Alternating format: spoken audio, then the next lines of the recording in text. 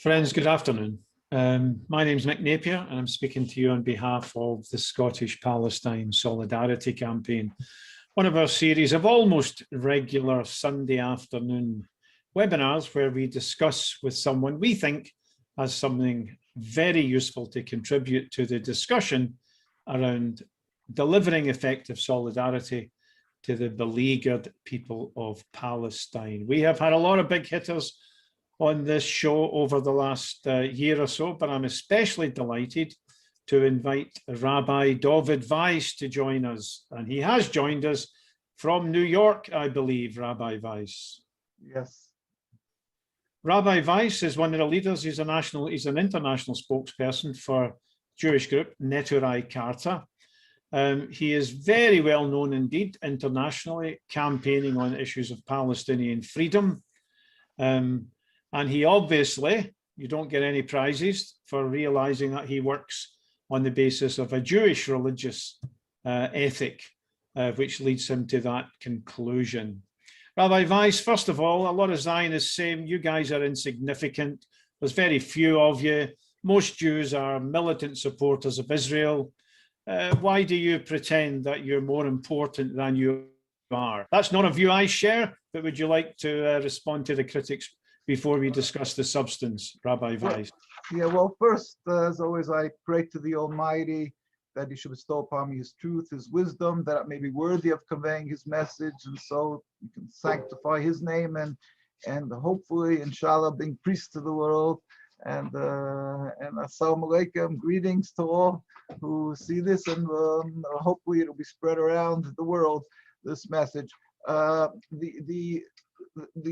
The issue is, first of all, a basic truth, a basic facts. Now, putting aside just for a second the amount of people who are supporters or who share my view, Rabbi, one of our great leaders, had just passed away, unfortunately, 2 weeks ago. Rabbi Moshe Dov Beck, is known as Moshe Ber Beck, a saint of blessed memory.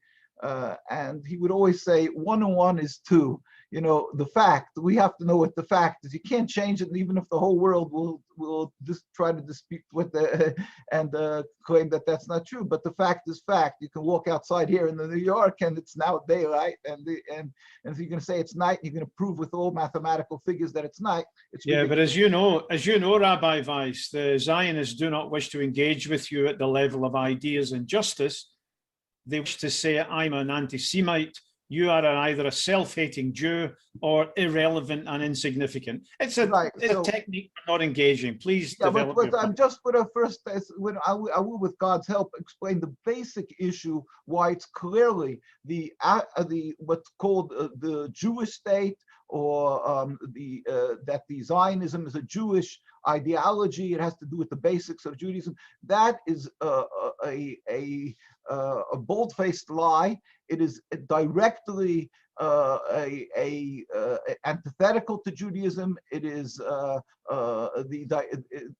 direct rebellion against God, and it's totally unacceptable according to the Jewish religion to have a so-called Jewish state, firstly. And it just happens to be that if you will go around the world, including in the Holy Land, anybody could go to our site, which is nkusa.org, and you can see, for instance, this is when we took up the last chief rabbi who's still alive of the anti-Zionist God-fearing community in 2002, and he's still alive. It's a lifetime job. And well, I can't see, but you can see, maybe it's like yeah, we can see it. Yeah. Hundreds of thousands of people went to the streets in this block alone. They had over 10,000 people. I think there was, well, it's a stretch for blocks of over 100,000 people. And you find the Jewish people gathering in Jerusalem. This is the direct rabbinate. This is the chief rabbi of the anti-Zionist community. In other words, we don't recognize the state of Israel or their rabbinate, which is a farce. It's window dressing to make it look like it's kosher, like it's some type of legitimate enterprise. And so they have a rabbinate they made and a chief rabbi, while the anti-Zionist community, the community that was living there for hundreds and hundreds of years together with Muslims, they have their rabbinate, which is legitimate and authentic, and a chief rabbi. And so this is the communities that are there. So when you find the gathering of people who are coming up, it's because they're expressly anti-Zionist. I mean, if you come to New York or you go to the Washington, when we make a gatherings, if you come to my neighborhood, if anybody comes to New York, they go to the United States, a lot of people will end up in New York. And in New York, you will see that right across from Manhattan, where the business center is, right across, you can see it from Manhattan. Manhattan is an island and it's connected with bridges. And one is called Williamsburg Bridge.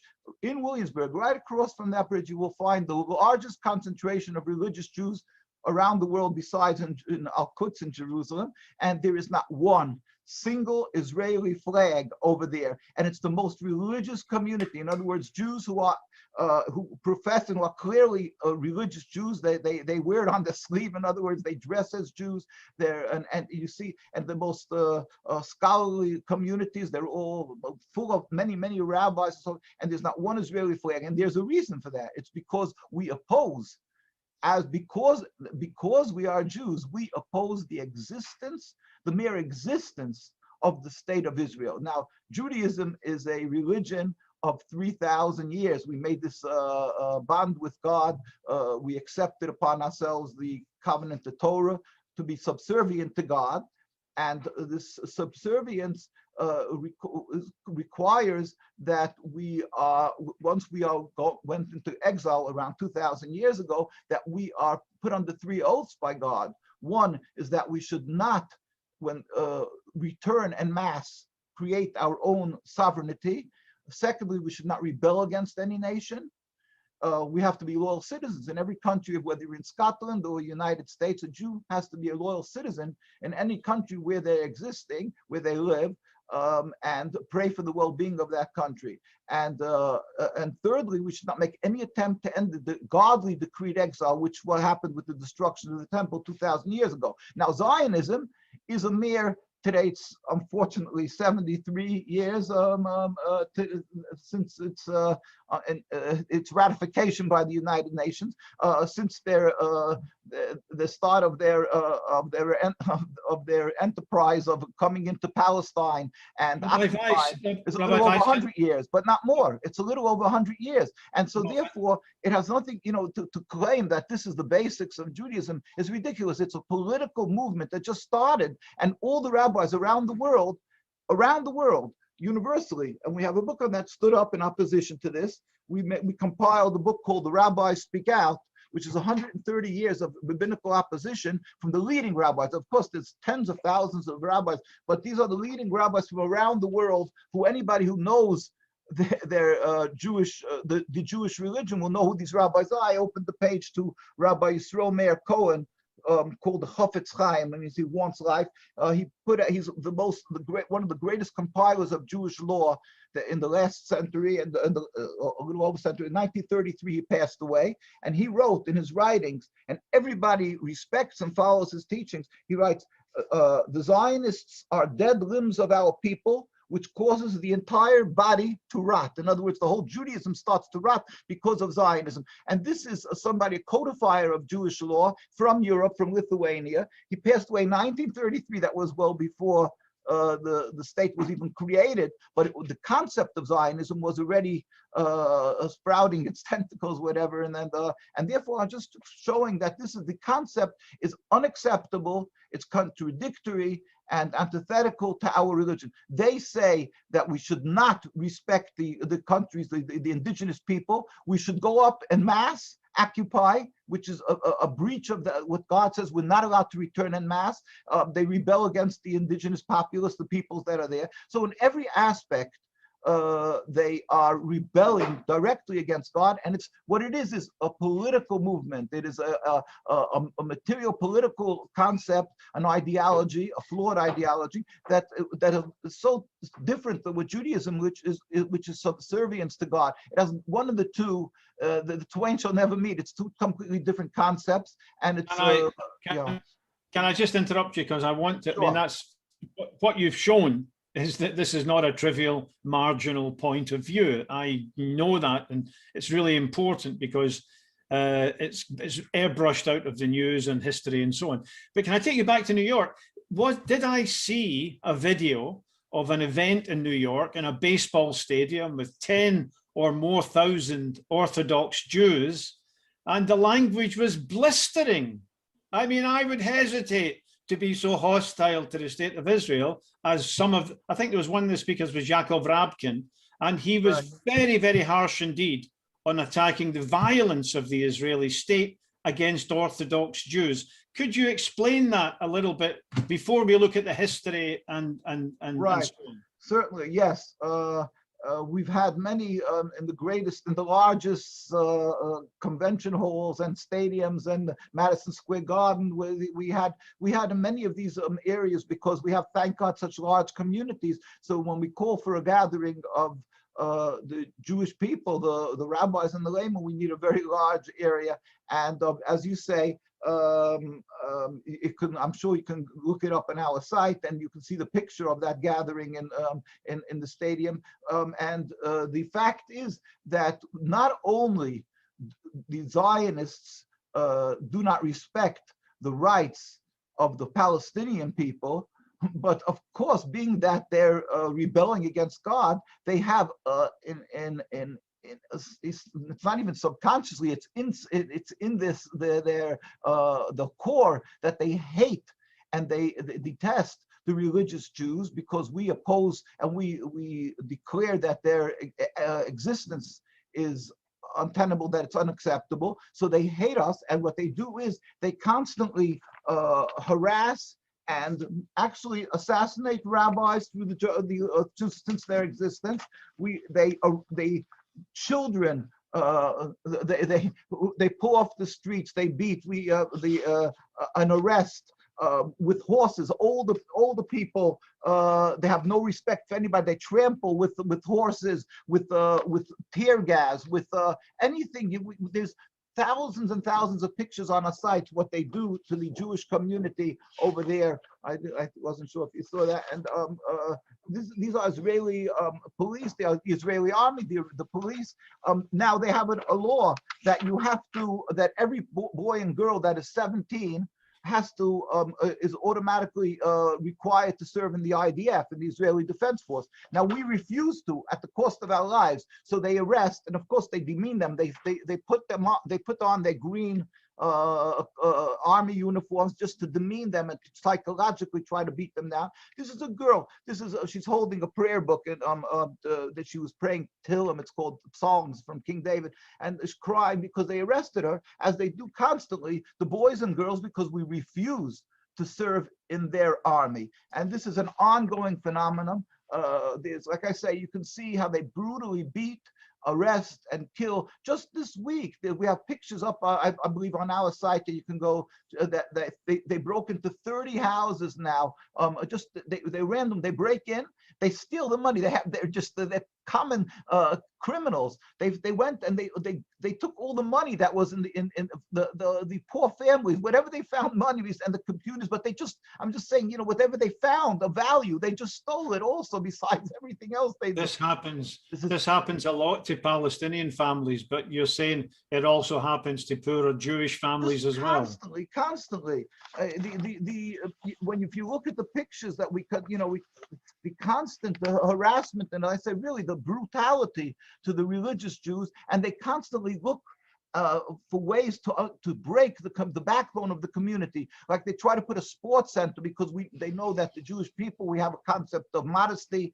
So they try to put a sports center right smack in the middle of the very religious community there, or they'll make parades, and it's all just to break the back of the religious Jewish community. They dig up graves. It's according to us, we have the concept that there's afterlife, and there's so there's considered a holiness of the dead body, and we have to respect that. But because they have a boon over there of the facts that Jews lived there 2,000-3,000 years almost, and they have the bodies, the graves of great saints and so forth, and so they dig them up for archaeological purposes. Or they want to build Kavush 6. They wanted to build a highway, so they needed to make an extension, so they just just bulldozed through the cemetery. And I must tell you, and you know that thank God, as you mentioned, with God's help, I've traveled to many, many Arab and Muslim countries, whether it's Iran or Egypt or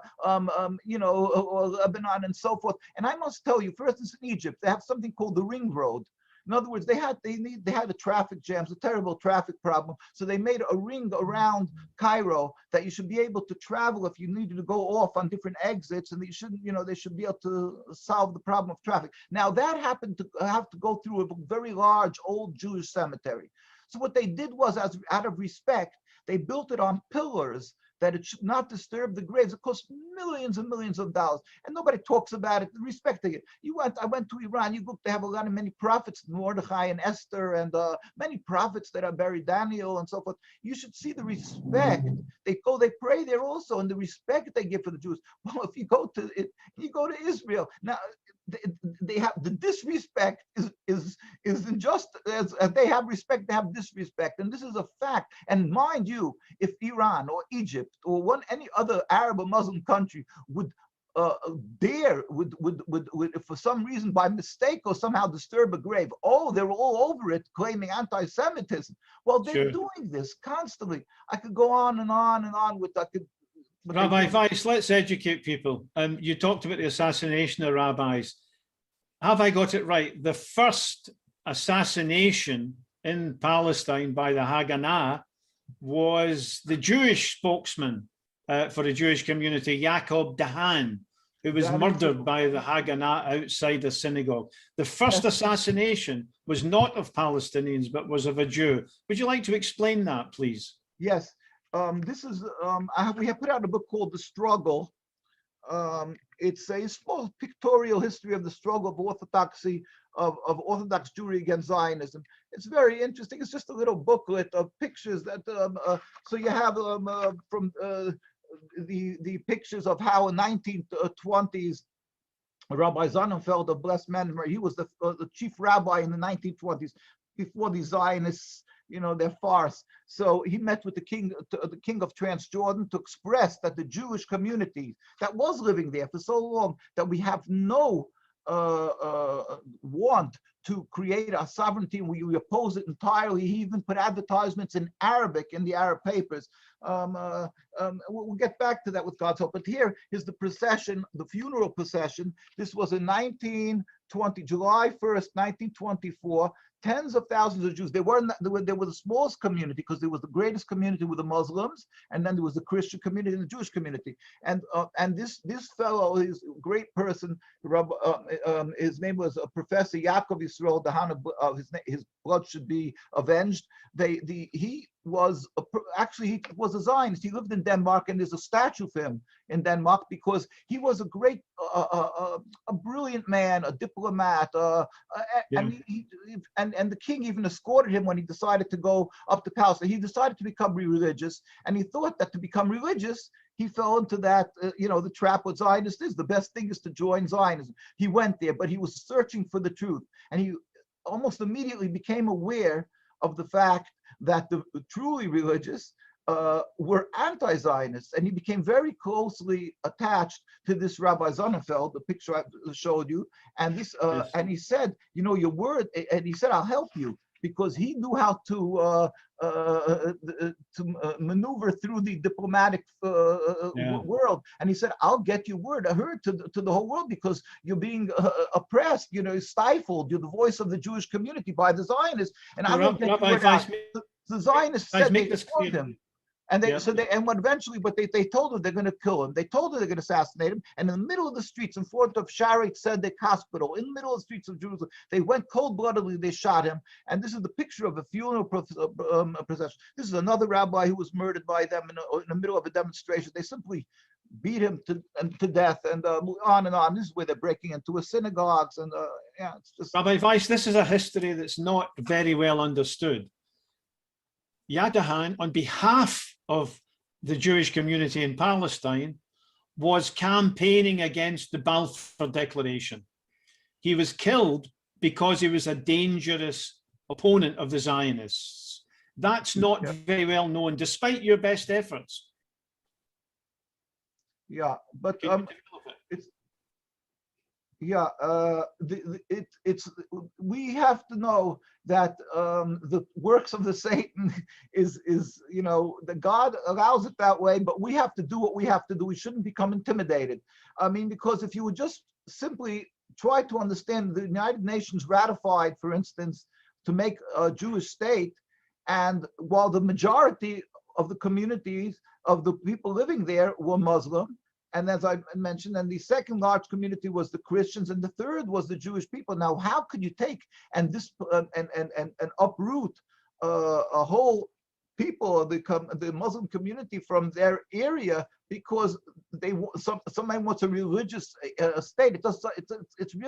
It defies what the United Nations is, that it's supposed to be a democratic concept of that it should not be under religion. But anyway, and that they should ratify this concept at the same time when we know clearly that the rabbis who are living in Jerusalem, it's in the United Nations records, they met with the United Nations representatives, the delegation. His name is Rabbi Dushinsky. After Rabbi Sonnenfeld, when we spoke about earlier, passed away, Rabbi Dushinsky was our chief rabbi of blessed memory, and he met with and these are the records of the United Nations. He met with the delegation, and he pleaded with them. Again, this is in the United Nations records. It's declaration before the United Nations, July 16, 1947. Remember that it was ratified by the United Nations, the State of Israel, in 1948. And he pleaded with the United Nations, because he said, and I'm quoting him, just one sentence I'll quote, "We furthermore wish to express our definite opposition to a Jewish state in any part of Palestine." He said, this very religious Jew, he said, we furthermore wish to express our definite opposition. Now, why would he want to do? He didn't, maybe he did foresee, but all the terrible things that's going to be the outcome of it. But simply because we don't want this Jewish state. Thank you very much, but no, thank you. We don't want a Jewish state. It's not what we're all about. Again, let's just repeat: Judaism is to be subservient to God, to pray, to do good deeds, to follow the Torah. Zionism is a transformation to nationalism, to have a piece of land, an army, to say we're strong and powerful like other nations. We have an Olympic team, we have a Nobel Prize winners, and we're just as great as everybody. We're a nation like any other nation. That's not what Judaism is. It's because they lack the understanding of what Judaism is. They're ashamed of this concept of religion. They're an empty shell. That's what they are. So they try to, to paint this picture of that they're a concept of Judaism as a nationalism, and that's why they love to call it a Jewish state. They don't want to call it the Zionist state. They keep on pressing that it's a Jewish state, and if you say something against them, you're an anti-Semite. I mean, really, it's a whole conversation in and of itself. But there's no greater anti-Semites than the Zionists, because they beat Jews. And they create hate around the world for the Jewish people. So can you develop that point? Because a lot of people think it's a paradox. A lot of people don't get it. But the early Zionists were viciously anti-Semitic. Their descriptions of Jews in Europe was hostile, demeaning.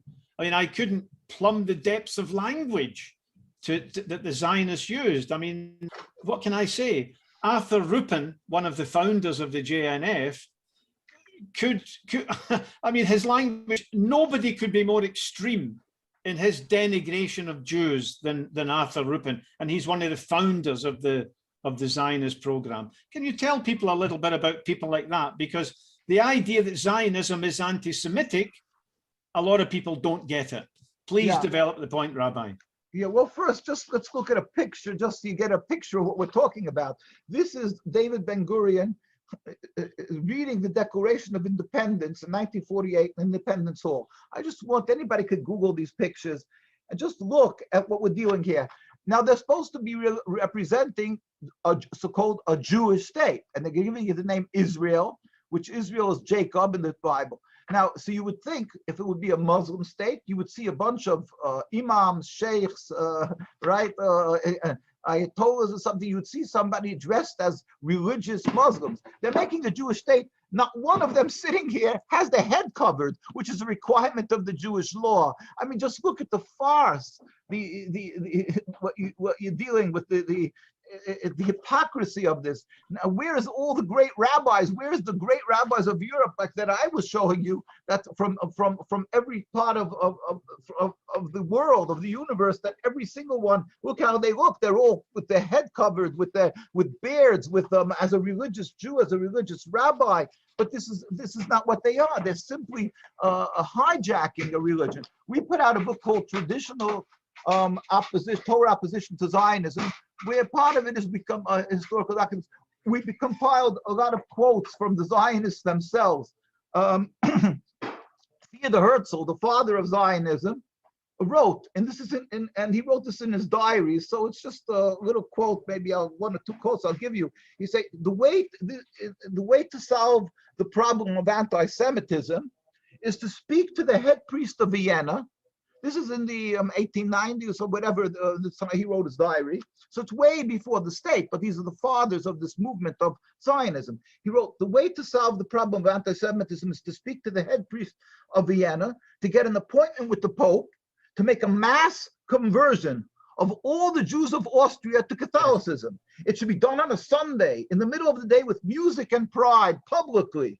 We are the last generation that held on to the faith of our forefathers. The conversion would be in St. Stephen's Cathedral. I mean, when you hear this, I mean, he's worse than the Nazis, but that's by us. That's not a sure. But you're saying this, but how many people? I mean, this is absolutely amazing, isn't it? His solution to the Jewish, to anti-Semitism Jews faced in Europe, everybody should convert to Catholicism. I mean, we went through the Crusades, the Inquisition, where Jews were forcibly, and he's not embarrassed to write this in his diary. And this is the father who they celebrate of Zionism. Oh, wait, let me just mention Vladimir Jabotinsky, who was the father of he was Begin's mentor. You know, the revisionist Zionist, whatever they would call, and he wrote, and this is a quote from in the Outside the Encampment. It's an article in 1919, October 19, and I'm quoting him. In the national home, they want to create a national home. In the national home, we will announce that those Jews who have on themselves the rust of exile, and they refuse to shave off their beards and payas, earlocks, this is called payas, will be second-class citizens and will not have the right to vote. You think this is a Nazi who's saying this, right? Yeah. And I mean, I could go on and on. The history of we have of Chaim Weizmann, the first president of the state of Israel. This is later, right? The first president, and he was the one who was the the reason that it was ratified, the state, because of the whole history of Chaim Weizmann, that he helped Britain in World War I.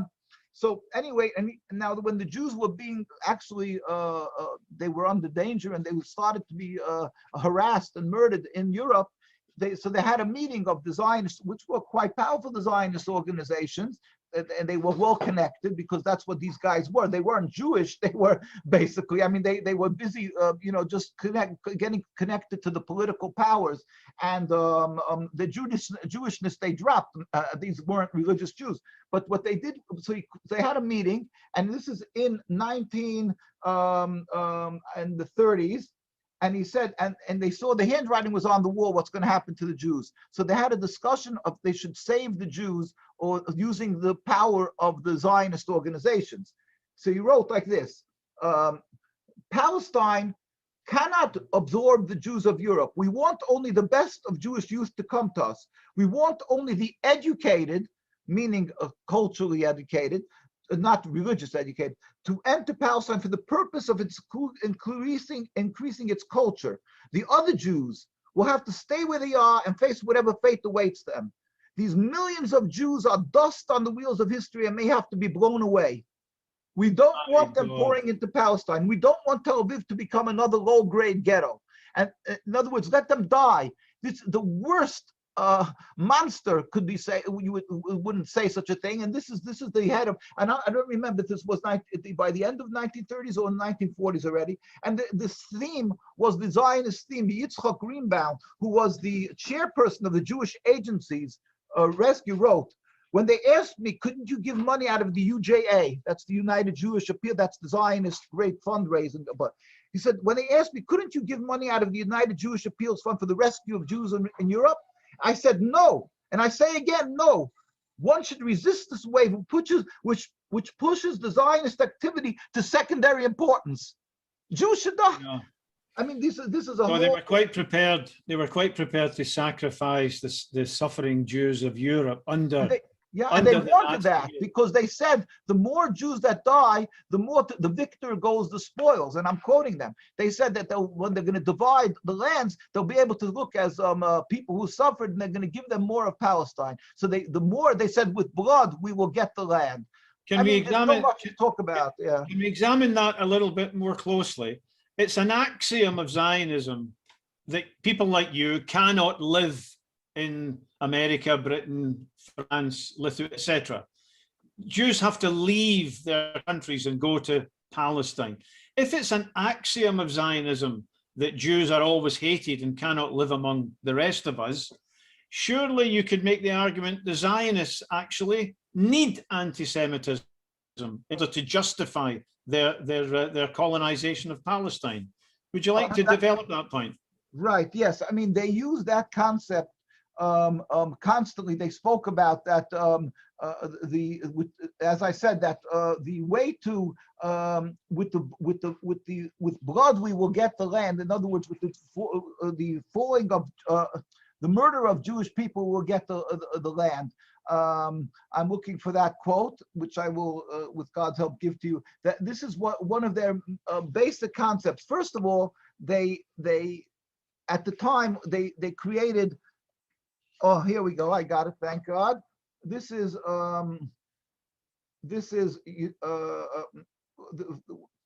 Rabbi Yisrael Stern, the son of Rabbi Shlomo Stern, has a whole. He put out quotes and everything that he had. This is a Zionist slogan: "Only through blood will the land be ours." We can't help we can't help the Jews of Europe because we need Jewish bloodshed to be able to demand the state after the war. And the letter concludes: "We are sending you a little money so that the Zionist activists can escape." This is what these are a compilation of. We have a book called "The Holocaust Victims Accused," where we have these. It's a book called "The Holocaust Victims Accused." Again, we have that book where you can see the compilation of Zionist material, writing material, where they wrote one to the other, and we have that in Nathan Schwab as the head of the Jewish Agency in Switzerland. We have all their quotes, not all, there's not much, but what we're able to get from them, what they wrote one to the other, and as people who were trying to actually, as you say, create anti-Semitism. I'll tell you though that at the beginning, even when the Nazis closed down Jewish newspapers, but the Zionists, they let them continue because they were working on the same plan. The Zionists wanted the Jews thrown out of Europe so that they'll be able to take them and place them in Palestine. And actually, Stephen Weiss, who was the one of the reform rabbi, not religious, a so-called rabbi, Stephen Weiss in New York, he actually declared a boycott on Hitler. The rabbis pleaded that they wanted to come through and to be able to plead the case of Jews, that why, what's happening here. And Stephen Weiss stood up and he declared a boycott against Hitler to incite them. And Hitler, as quoted by, he had in a book called Min HaMetzer, from the depth of suffering, Rabbi Weissman, of blessed memory, had spoken to one of his representatives of Hitler.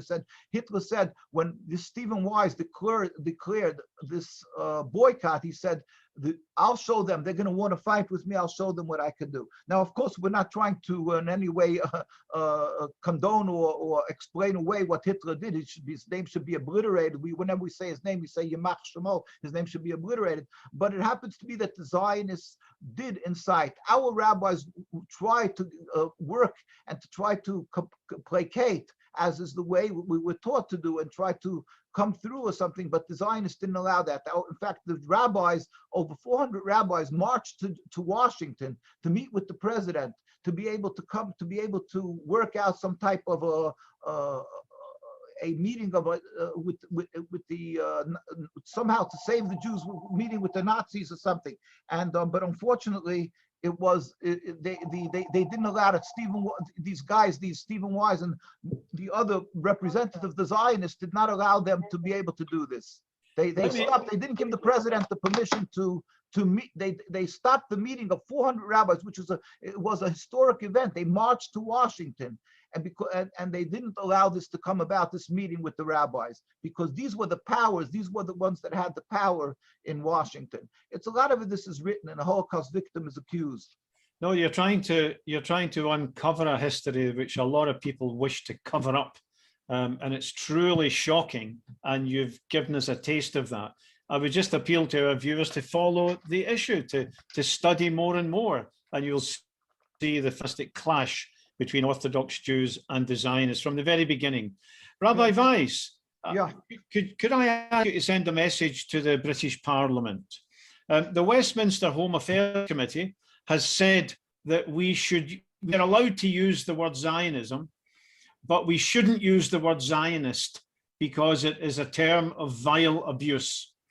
Now, I use the word Zionist. To me, it brings up pictures of the Israeli state, murder, house demolitions, cruelty, terrible suffering.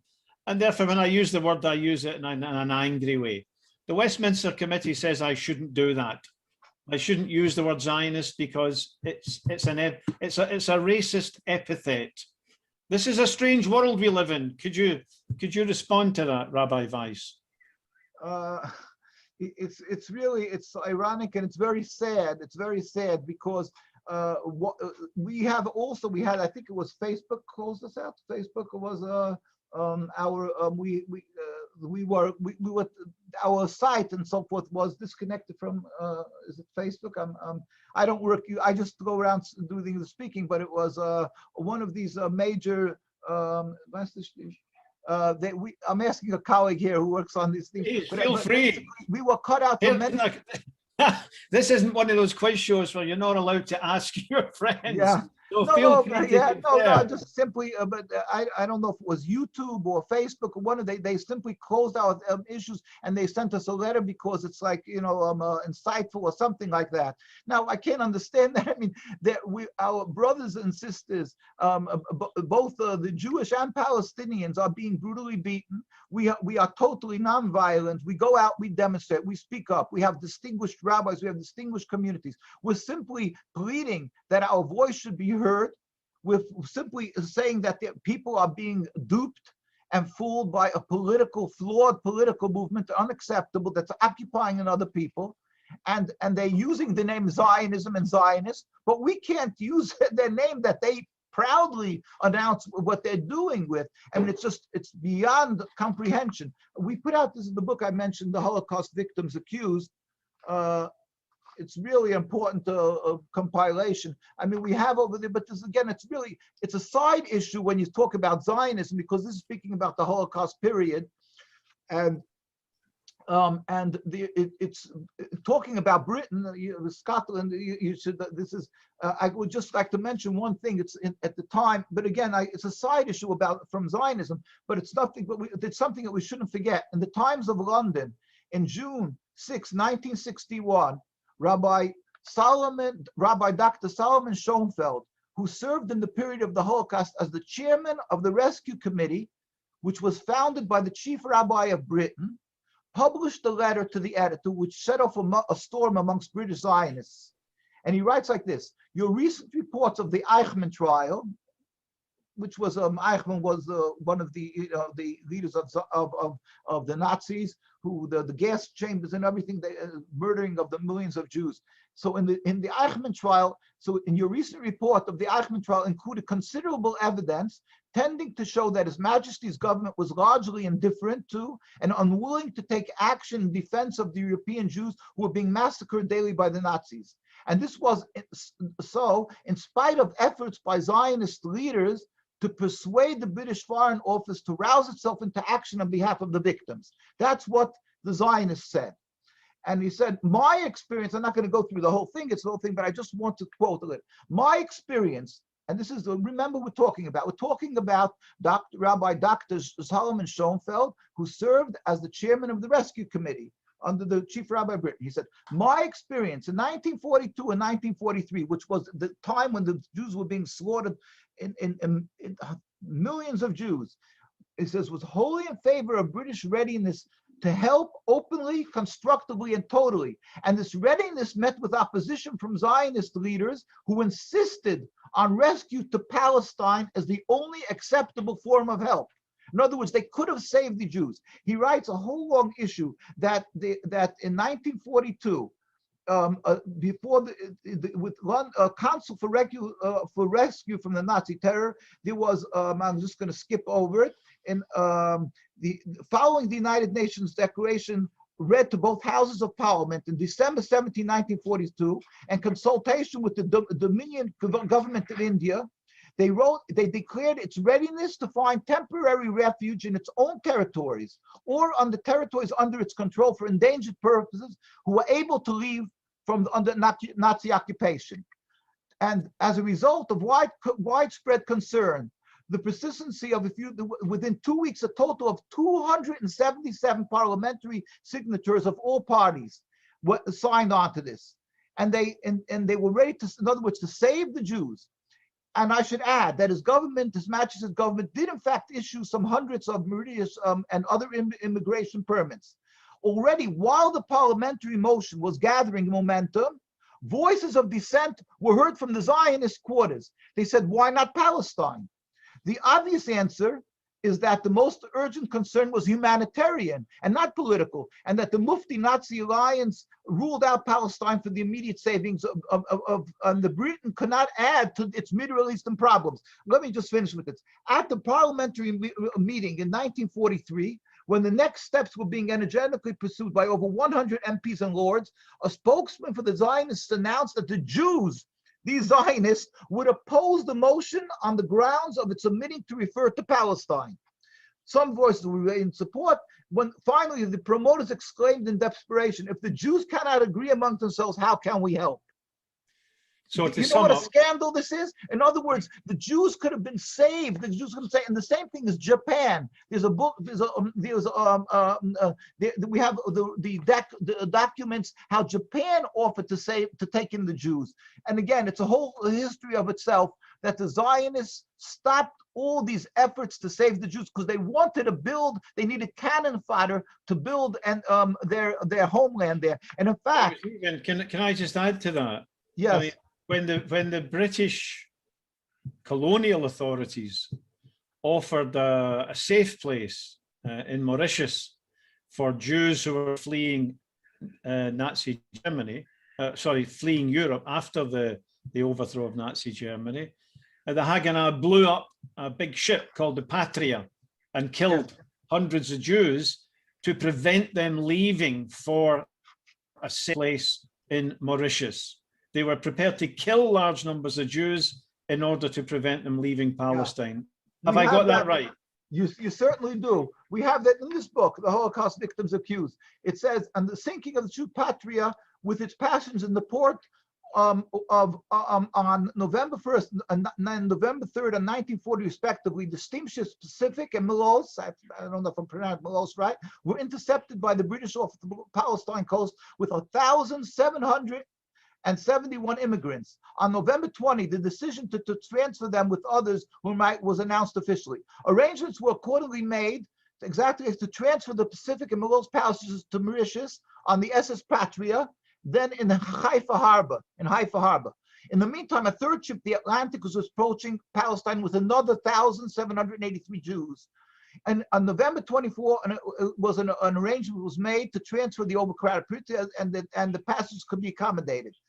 In November 25th, this is in 1940, with thousands of people watching, the Patria was blown up an explosion and she sank in a quarter of an hour. 252 Jewish refugees from Hitler's burning hell lost their lives. The Zionist propaganda machine turned its full force, declaring that the sinking of the ship was a mass suicide against the British refusal. It was only 10 years later, the Haganah General Staff admitted boastfully that it ordered the ship blown up in order to lay this charge at the door of the mandatory authorities. David Flinker, in 1950, in the New York Morning Freiheit, that's a Zionist paper, wrote of the Haganah order, the English must be given to understand the Patria must be blown up. The decision was conveyed to Haganah members, and in the hush of the night purpose had begun, and the execution of this tragic act. He goes on. We have so many facts. These guys are the worst enemy of the Jews. I mean, physically, spiritually, they try to eradicate the Jews. They created distrust of Jews in the Middle Eastern countries. They put bombs in synagogues there. There's a book called Ben Gurion Scandals, where a Jew from Iraq who became a Zionist as a youth, and his later name was Naim Giladi. That's correct. Yeah. I think you should be doing the speaking. I should be doing the interviewing. You have a much greater authority than I have, Rabbi. No, but the fact is, in our Jewish communities, we just went through the time period that they celebrate their independence, and amongst the Jewish communities worldwide, we fast that day, we mourn, and we gather in the synagogues. And in fact, again, you can go to our site, you'll see how they're marching in the streets of Jerusalem, and how the Jews are, they put on sackcloths, they mourn, this is our worst enemy that we can possibly have. I didn't have the opportunity really to discuss how our rabbis, and I still remember how Rabbi Moshe Beck of blessed memory, how he used to talk about how he was in Palestine and how the Jews were just the word was horrified, or by the actions what the Zionists did in that time.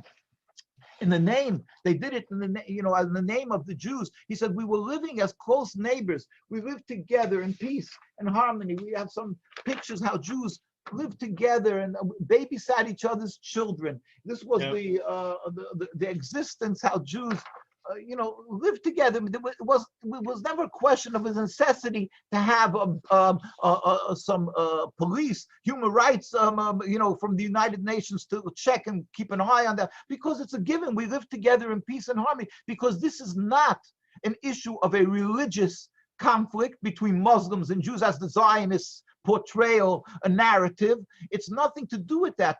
We have a distinctly different religion, but that was no reason for any type of strife or hate or any between the two. We lived as brothers and sisters. We helped each other and lived for hundreds and hundreds of years till Zionism breached the walls, came up from Europe, and they decided to create this ersatz Judaism, this Judaism of nationalism that's totally undemocratic, and that's totally something that's of course against Judaism, because God tells us, do not make even 1 inch of Jewish sovereignty, because according to the Jewish law, even if it would have been an uninhabited land, Jews, since the destruction of the temple, are forbidden to have even 1 inch of Jewish sovereignty. We would oppose their existence even if it would not affect the Palestinian people. But being that it's done by killing and murdering and stealing and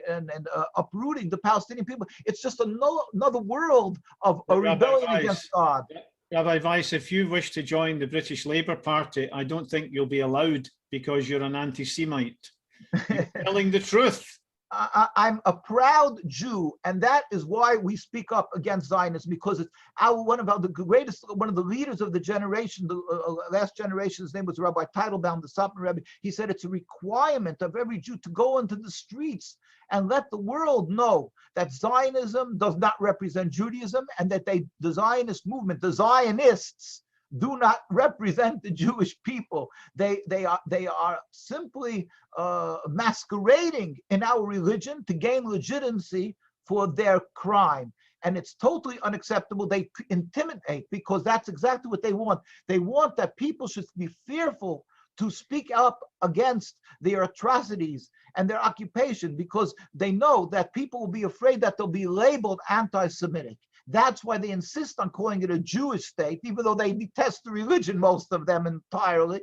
But they insist on referring to it as a Jewish state, that it should have connotations of a religious conflict, and that you're anti-Jewish and you're somehow connected with the Nazis from the last generation if you oppose the action, even though they are created, their hands are covered in blood, and their state is the greatest exacerbator of anti-Semitism around the world, because they create a rift.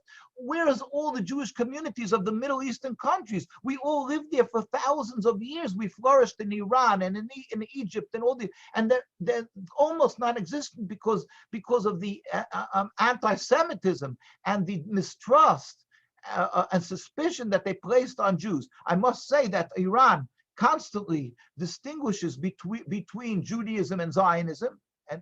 And I have to really give them the greatest credit till today, even though the Zionists constantly are attacking them verbally and in other bad ways, and constantly accusing them of being anti-Semitic. But they have synagogues. I was there, thank God, and I love to go to the Arab and Muslim countries. We go there and we see they have synagogues with big Hebrew letters that they're synagogues, and they pray there, and Come on, Rabbi.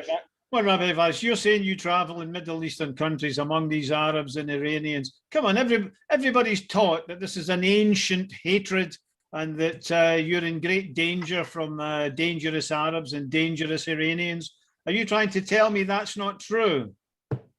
I can just first of the knowledge of all the rabbis who we had their letters of speaking how, and the facts in the ground, that we have authors of great books and all who flourished, these communities flourished in every one of these countries, whether it's Egypt, Iran, Lebanon, I'll go through in every single Arab and Muslim country almost there was large Jewish communities, and the cemeteries are there for anybody to see.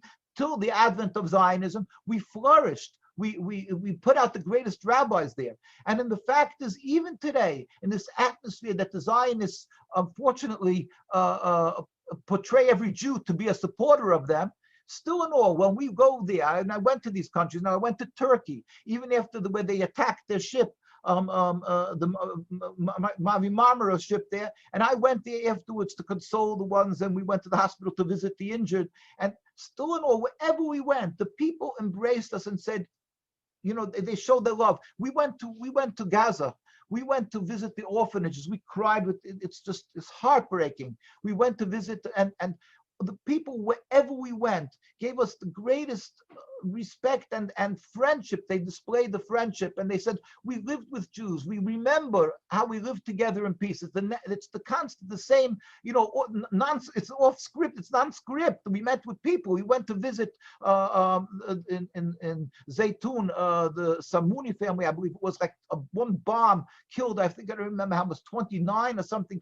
We went and they was living in squalor. There's a year after it happened, they like in what you would call a tent, but it's not a tent, it's a piece of plastic, freezing in the winter, no water, and we embraced them, and cried with them, and still in all, they said they don't have a hate for the Jews. It's a fact that they embraced us, the children. So the facts on the ground. We went to Iran. We were there so many times for weeks, and we would go without any police escort. We would go every day to the synagogue. We went to, traveling through with taxis, with walking, and everybody. In fact, I went to a kiosk or something I needed, and I didn't have I had only American dollars with me to buy stuff, and I didn't have the Iranian money at the time. So somebody came over and said, "Oh, you know what? I'll pay for it. I'll pay for it." People came over and they saw we're foreigners, and they tried to help us constantly. Arab and Middle Eastern hospitality is a bit difficult for people to deal with coming from a place like Scotland, I can tell you. It's very dangerous to go there, but the thing that will kill you is the hospitality. It's amazing. Too much tea. Rabbi Weiss, look, it's a real pleasure. I could talk to you for another hour, but I know you are a busy man. Would you like to make some concluding remarks, a message to viewers? What about those fools or those naive people who accept the Zionist argument that Jews support Israel and therefore Jews are in some way responsible for the crimes of the state of Israel? At Scottish PSC, we fight this idea completely. we say anti-Semitism is a crime, anti-Zionism is a duty. Would you agree with us, Rabbi Weiss? 100%. We to the world at large, and especially the Muslim and Arab world, we plead with them that they should accept, although we're not the ones who did this, accept the apologies of the Jewish community at large. We cry and suffer with the people of Palestine and in the refugee camps in Lebanon and throughout the world who are displaced, their children and grandchildren.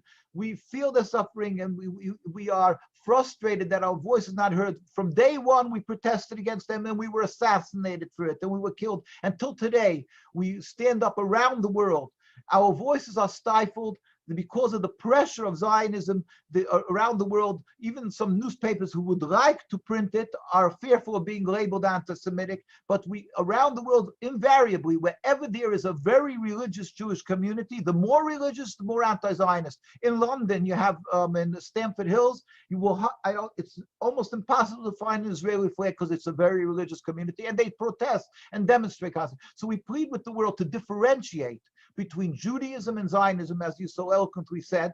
Do not refer to it as a Jewish state, because that's what Zionism wants you to do. So it gives you the connotations, you the Jews, the Jewish state, as if you're anti-Semitic. Remember, clarify, be very careful to call it the Zionist and the Zionist state.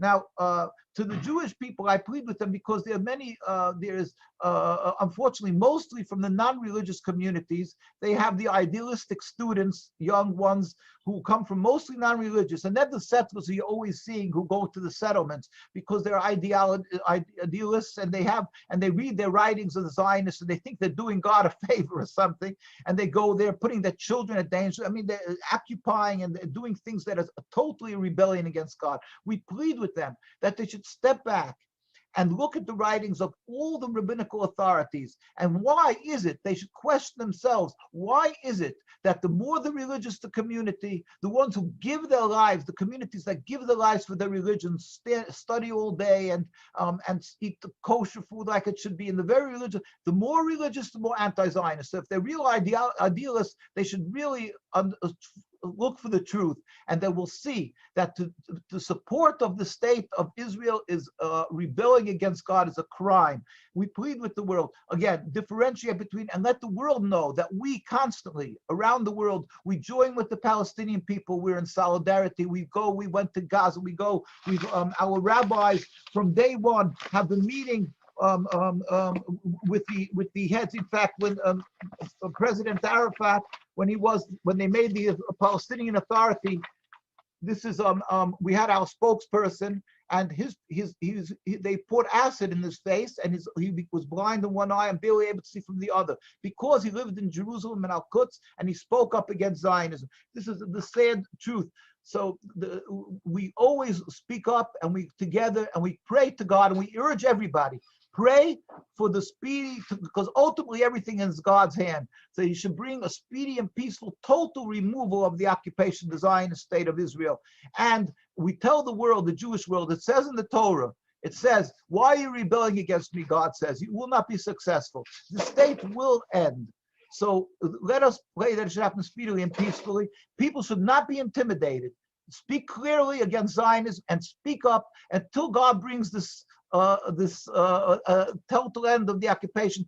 Speak up for the Palestinian people, speak up for the suffering, and with God's help, we will be doing God's will, and God will see what we're doing and bring a speedy and peaceful, free Palestine, and ultimately where all the world will serve God in harmony, and the end of this with the terrible COVID and all the other, where people are suffering. The world should joyfully serve God in peace and harmony.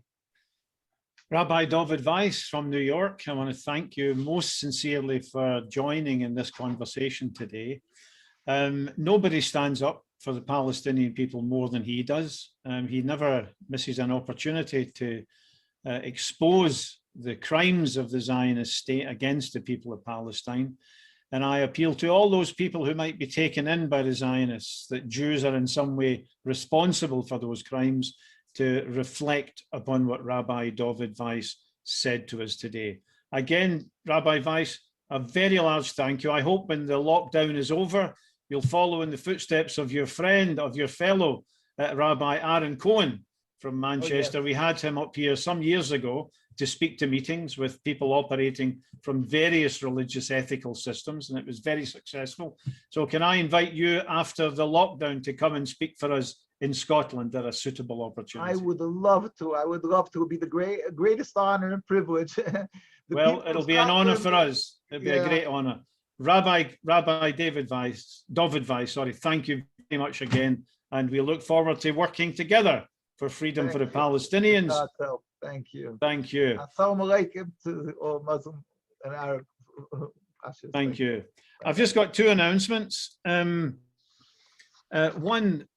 it was really amazing to listen to Dovid Weiss, Rabbi Weiss, talk about the depravity of the Zionists towards European Jews during the Holocaust, the beatings and assassinations of Jews, religious Jews in Israel.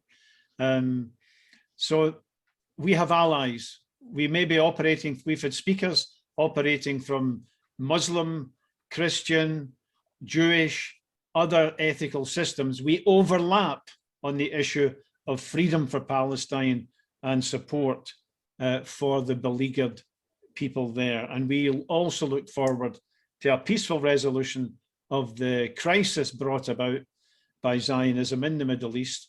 And we will go forward on that basis. I don't know if Rabbi Weiss's knowledge is encyclopedic, and I hesitate to suggest that something even he may not know about. But I did a bit of research recently into the JNF, the Jewish National Fund parks in Israel, Palestine, and I came upon one of them. One of them is the Memoria Forest, and it was opened by a senior judge from the Argentine Supreme Court, all sorts of other dignitaries, and it claims to represent the Jews who were murdered by the brutal junta in Argentina between 1976 and 1983. But it covers over the fact that when those Jews were murdered, 3,000 out of 30,000 who were killed by that anti-Semitic dictatorship, some young Jews were tortured there with pictures of Adolf Hitler on the wall inside the torture chambers there. The spokesman for the Jewish community in Buenos Aires, Jacobo Timerman, later protested against Israeli support for that government. The government that was doing the most to arm that junta was the Israeli government.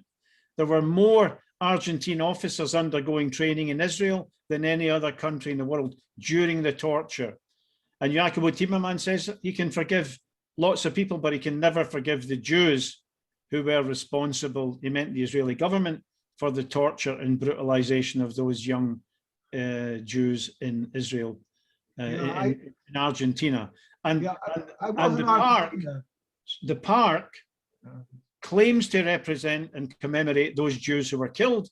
It covers up completely the role of the state of Israel in training the torturers, in arming the torturers, because so depraved was that junta that even the United States Congress declared an arms embargo, and Israel stepped in and supplied the arms and the training. It is a shocking story. The JNF is an organization on your doorstep. Tony Blair is a patron here in Britain, and we want to work together with people of the caliber of Rabbi Dovid Weiss, of everybody of goodwill, to campaign against the racist oppression of the Palestinian people. So please, if you're in Scotland, join Scottish PSC. If you're somewhere else, join a local campaigning group. If you're religiously Jewish, get in touch with Rabbi Dovid Weiss and people like him, and we will go forward. Friends, thanks again. And thanks again, Dovid Weiss, a real honor. Ma salama.